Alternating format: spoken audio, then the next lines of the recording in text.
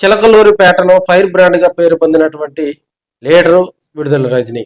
ఆమెను రేపల్లో పంపించేందుకు తెర వెనక ప్రయత్నాలు జరుగుతున్నాయని కూడా తెలియజేసుకోవచ్చు. బీసీ సామాజిక వర్గానికి సంబంధించినటువంటి విడుదల రజనీని మరి రేపల్లో కూడా అది బీసీలు ఎక్కువగా ఉన్నటువంటి కాన్స్టిట్యున్సీ.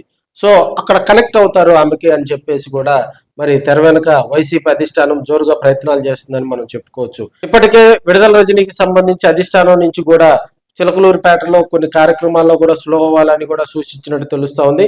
ఈ మధ్య కాలంలో విడుదల రజని కొన్ని కార్యక్రమాల్లో మాట్లాడుతూ కూడా బాగా ఎమోషనల్ గా కనెక్ట్ అయ్యి మళ్ళీ 2029 ఎన్నికల్లో చిలకలూరిపేటలోనే పోటీ చేస్తాను, చిలకలూరిపేటలో గెలిచి తన సత్తా చూపిస్తాను, తనకంటూ ఒక రోజు ఉంటుందని ఆమె స్ట్రైట్ వార్నింగ్లు ఇవ్వడం జరిగింది. సో తన మీద పోలీసులు కూడా అక్రమ కేసులు బనాయిస్తున్నారని చెప్తూ కూడా అనేక ప్రెస్ మీట్లో కూడా విడుదల రజని మాట్లాడినటువంటి వీడియోలు కూడా వైరల్ అవుతున్నటువంటి సందర్భం.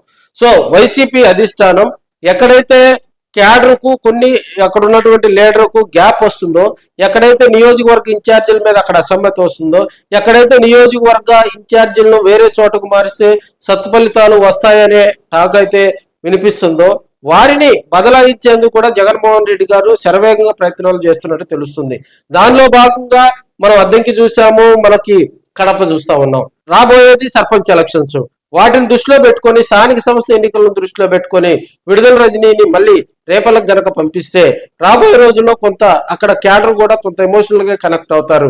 ఎందుకంటే అక్కడ యూపూరి గణేష్ డాక్టర్ గా ఆయన సేవలు అందిస్తా ఉన్నారు. వైసీపీలో అంత యాక్టివ్ గా కూడా ప్రజలకు అందుబాటులో లేరు.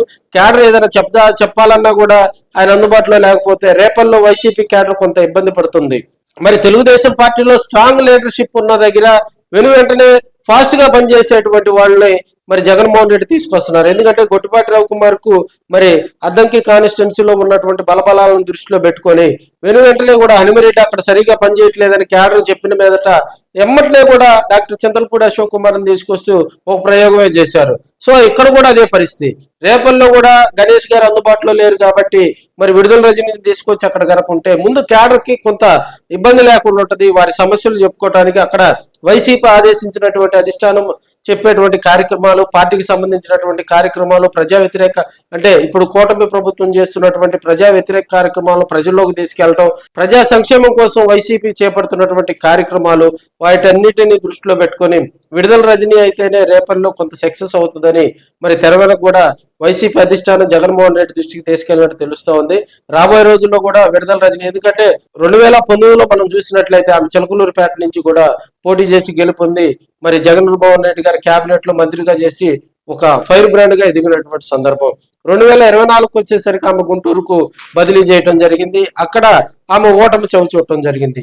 మళ్ళీ ఆమెను 2024 ఓటమి తర్వాత చిలకలూరిపేట వైసీపీ ఇన్ఛార్జిగా తీసుకొచ్చినటువంటి సందర్భాలు.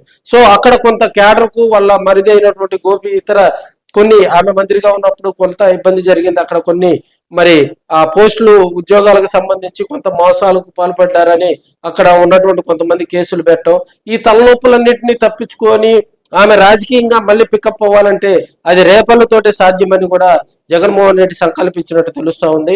త్వరలో విడుదల రజనీని రేపల్లకు బదిలీ చేసేందుకు కూడా ఆయన సిద్ధమైనట్టు తెలుస్తుంది. ఏదేమైనా కూడా చిలకలూరిపేట నుంచి ఆమె కొన్ని రోజుల్లో మరి రేపల్లకు కూడా బదిలీ కానున్నట్లు సమాచారం తెలుస్తా ఉంది.